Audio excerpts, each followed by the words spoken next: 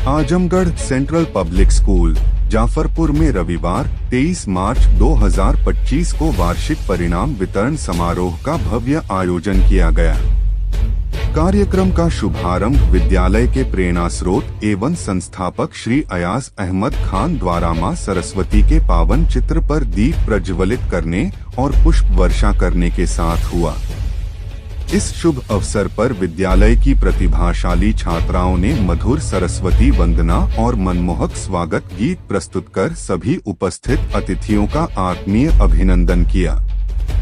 इस गरिमामय समारोह में विद्यालय के प्रांगण में नर्सरी से लेकर कक्षा 9वीं और 11वीं तक के उन मेधावी छात्र छात्राओं को सम्मानित किया गया जिन्होंने शैक्षणिक वर्ष में उत्कृष्ट प्रदर्शन कर अपनी प्रतिभा का लोहा मनवाया। समारोह में उत्साहित छात्र छात्राओं, उनके अभिभावकों और विद्यालय के सम्मानित शिक्षकों की भारी संख्या में उपस्थिति ने वातावरण को और भी अधिक प्रेरणादायक एवं उल्लासमय बना दिया। इस अवसर पर विद्यालय के नौनिहालों एवं युवा प्रतिभाओं द्वारा प्रस्तुत किए गए रंगारंग सांस्कृतिक कार्यक्रमों ने सभी का मन मोह लिया। शैक्षणिक वर्ष 2024 से 25 के सभी रैंक धारक मेधावी छात्रों को उनकी शानदार उपलब्धियों के लिए मेडल, प्रमाण पत्र और आकर्षक उपहारों से सम्मानित किया गया। विद्यालय की चेयरपर्सन श्रीमती तरन्नुम खानम, प्रबंधक श्री नवाज अहमद खान, आजाद अहमद खान और प्रधानाचार्य सुश्री रेखा सिंह ने अपने अपने वर्ग और विभिन्न प्रतियोगिताओं में शीर्ष स्थान प्राप्त करने वाले छात्रों को स्वयं पुरस्कृत कर उनका उत्साहवर्धन किया। इस प्रेरणादायक अवसर पर विद्यालय के संस्थापक श्री अयाज अहमद खान, गणमान्य शुभचिंतक, विद्यालय के सभी समर्पित शिक्षकगण और बड़ी संख्या में अभिभावक एवं छात्र छात्राएं उपस्थित थे जिन्होंने इस विशेष पल को अपनी उपस्थिति से और भी यादगार बना दिया। Central public school Jafarpur Azamgarh जिले में गुणवत्तापूर्ण शिक्षा के एक प्रतिष्ठित और अग्रणी संस्थान के रूप में अपनी विशिष्ट पहचान बनाए हुए हैं। वार्षिक परिणाम वितरण समारोह विद्यालय के लिए एक अत्यंत महत्वपूर्ण और गौरवपूर्ण अवसर होता है। यह न केवल छात्रों की शैक्षणिक सफलताओं का उत्सव है, बल्कि यह उन्हें भविष्य की चुनौतियों का सामना करने और जीवन में उच्च लक्ष्यों को प्राप्त करने के लिए भी प्रेरित करता है। इस वर्ष का यह भव्य एवं गरिमामय समारोह अपनी सुव्यवस्था, छात्रों की शानदार उपलब्धियों और सभी की सक्रिय भागीदारी के लिए सदैव याद किया जाएगा। आज सेंट्रल पब्लिक स्कूल जाफरपुर का एनुअल रिजल्ट डिस्ट्रीब्यूशन रहा है। स्टूडेंट्स क्लास नर्सरी से 9th एंड 11th उनका रिजल्ट डिस्ट्रीब्यूशन हुआ है। हमारे बच्चे जो पूरे साल एक्टिविटीज़ करते हैं, एकेडमिक सेक्टर में करते हैं, को करिकुलर एक्टिविटीज़ में करते हैं, एनुअल फंक्शन में और तमाम तरह के जो फंक्शंस हमारे स्कूल में होते हैं, रिपब्लिक डे का सेलिब्रेशन हो, 15 अगस्त हो, कलर सेलिब्रेशन हो, टीचर्स डे हो, जन्माष्टमी है, चिल्ड्रंस डे है, वो सारे एक्टिविटीज़ को ध्यान में रखते हुए एनुअल रिजल्ट डिस्ट्रीब्यूशन के दिन न सिर्फ एकेडमिक रिजल्ट के बेसिस पे बच्चों को सम्मानित किया जाता है, बल्कि को करिकुलर एक्टिविटीज़ के फील्ड में भी जो बच्चे हमारे फर्स्ट, सेकेंड, थर्ड आते हैं उन्हें हम तमाम तरह की सर्टिफिकेट्स अवार्ड करते हैं। इस साल हमारे बच्चों ने एडमिनिस्ट्रेशन की तरफ से, प्रशासन की तरफ से भी जो एक्टिविटीज़ ऑर्गेनाइज की जाती हैं उसमें भी हमारे बच्चे शामिल रहे। अभी लेटेस्ट आजमगढ़ बुक फेयर चल रहा है, आप सब लोग जानते होंगे, उसमें से भी हमारे बच्चे और हमारे विद्यालय ने बढ़ चढ़कर हिस्सा लिया है। आज हमारे बच्चों का एकेडमिक रिजल्ट फर्स्ट, सेकंड और थर्ड जो बच्चे हमारे अलग अलग क्लासेस में आए हैं उनको सर्टिफिकेट दिया जा रहा है, जिसकी 4 तरह की कैटेगरी बनाई गई है। वो बच्चे जो पूरे साल किसी न किसी एक्टिविटीज़ में शामिल होते हैं उनको सर्टिफिकेट ऑफ पार्टिसिपेशन दिया गया है। वो बच्चे जो अपने क्लासेस में रैंक ले आए हैं, फर्स्ट, सेकंड और थर्ड ले आए हैं, उनको सर्टिफिकेट ऑफ मेरिट और उस कैटेगरी के मेडल के ज़रिए उनको अवार्ड दिया गया है। स्टेज पर बुला के उनको फेलिसिटेट किया गया है। वो बच्चे जो 100% अटेंडेंस था। आज की डेट में बच्चों का 100% अटेंडेंस होना बड़ा टास्क हो गया है, बट वो बच्चे जिन्होंने 100% ले आए हैं हमारा 2024-25 के सेशन में, उनको अलग से हमने सर्टिफिकेट ऑफ अटेंडेंस अवार्ड की है। कुछ बच्चे ऐसे हैं जो हमारे स्पोर्ट्स की एक्टिविटीज़ में, एनुअल फंक्शन में और तमाम तरह के जो सेलिब्रेशंस कैंपस के अंदर होते हैं उसमें अच्छा परफॉर्म किया है, उनको सर्टिफिकेट ऑफ अचीवमेंट दी गई है। स्पोर्ट्स के कैटेगरी में बच्चों को जिस कैटेगरी में उन्होंने शामिल किया है उसको ध्यान में रखते हुए उन्हें प्राइजेस और मेडल्स भी दिया गया है। और लास्ट कैटेगरी हमने जो बच्चे 90% या अबव मार्क्स ले आए हैं उनको हमने अलग से सर्टिफिकेट और प्राइजेस दिया है। खुशी की बात यह है कि हमारा ओवरऑल बहुत अच्छा बच्चों का रिज़ल्ट रहा है, और जो हमारा विद्यालय में जो सबसे ज़्यादा नंबर जिस बच्चे का आया है वो अंशिका यादव नाम की बच्ची है, जिसका 99.16% नंबर आया है ओवरऑल स्कूल में, इर्रेस्पेक्टिव ऑफ के कौन से क्लास का बच्चा है। सेकंड जो हाईएस्ट है वो 98.78% है, बच्चे का नाम अभिनव गुप्ता है, and the third one is Ayush Yadav 98.54%। Overall result काफ़ी अच्छा रहा है।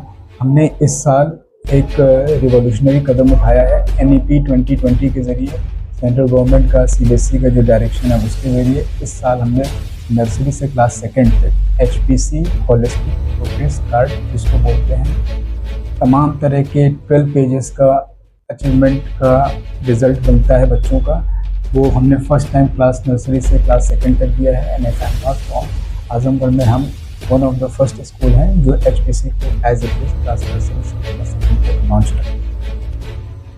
और फिर आज जो रिजल्ट मिला है तो नए सत्र की शुरुआत हुई। हमारी कोशिश है नया सेशन 2025 3 अप्रैल से शुरू हो जाएगा, और हम अपने कैंपस के अंदर बेस्ट फैसिलिटीज़ जो CBSE की transport facility, completely secured CCTV secured campus है हमारा, ऑडियो वीडियो लर्निंग के ज़रिए ई-लर्निंग, क्योंकि अमूमन गर्मियों की छुट्टी में, ठंड की छुट्टी में बच्चे का लंबा ब्रेक हो जाता है, तो हमने ऑनलाइन क्लासेस की व्यवस्था करी है।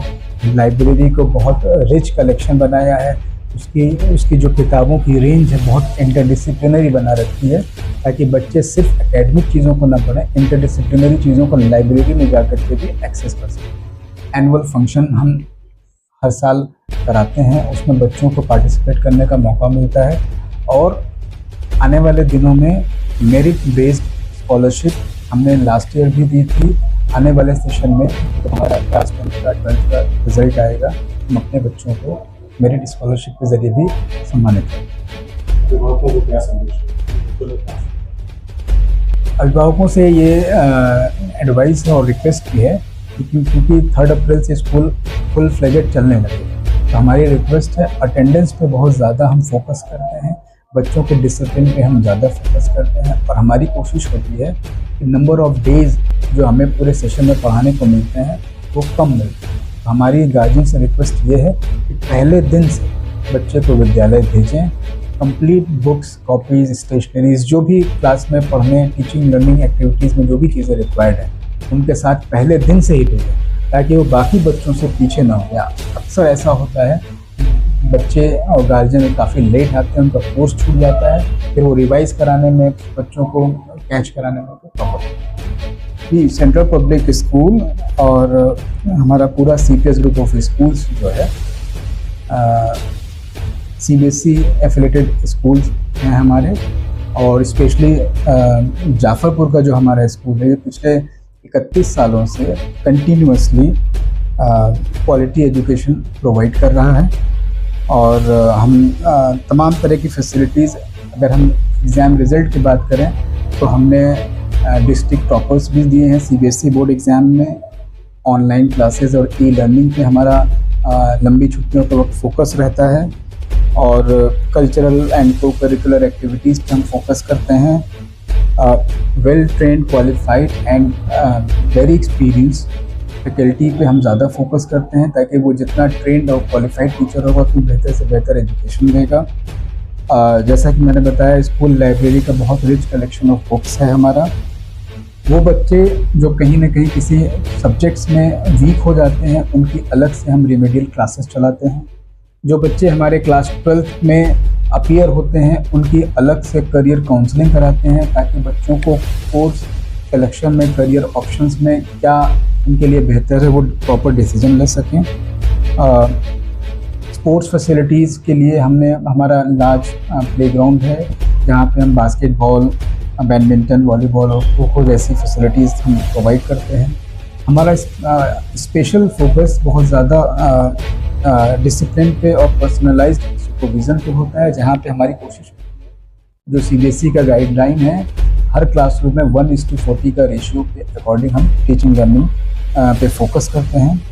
और सबसे जो अहम बात है, जो हमारे फाउंडर सर का, अयाज साहब का भी अपना मोटो है कि हम affordable and quality education for all, इस पर बहुत ज़्यादा फोकस करते हैं।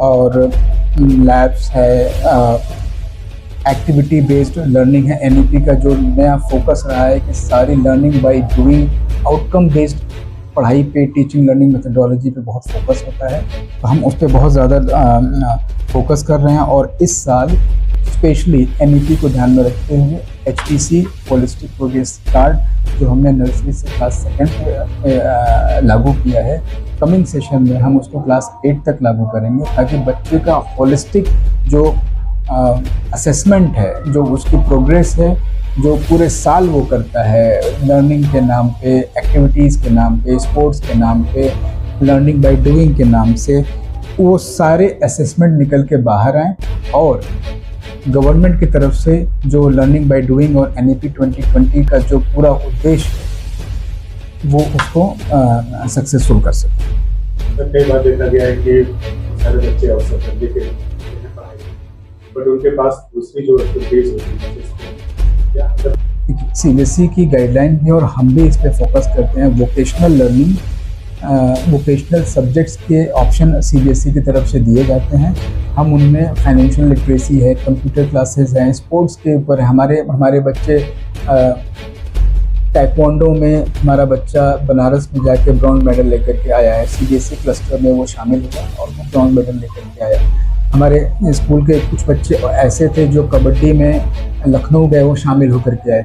और ये वो सारे बच्चे हैं जो कहीं ना कहीं, जैसा कि आपने कहा, शायद एकेडमिक प्रोग्रेस उनकी शायद कम है, मगर वो को करिकुलर एक्टिविटीज़ में, स्पोर्ट्स में हमारे बच्चे बहुत आगे हैं। और स्पेशली हमारा वन ऑफ द स्कूल जो मुबारकपुर का स्कूल है, वहाँ के बच्चे हमारे वॉलीबॉल में बहुत अच्छा खेलते और CBSE क्लस्टर में शामिल हुए। तो जैसा कि आपने बताया कि जो बच्चे एकेडमिक फील्ड में अगर कम अच्छे हैं, तो उनके पास दूसरे जो एवेन्यूज़ हैं, जो NEP का पूरा मोटो है कि ज़रूरी नहीं है कि 12th के बाद हम पढ़ाई में ही जाएंगे, हम 12th के बाद हम आउटकम बेस्ड लर्निंग में, प्रोफेशनल चीज़ों में भी हम जा सकते हैं, जहाँ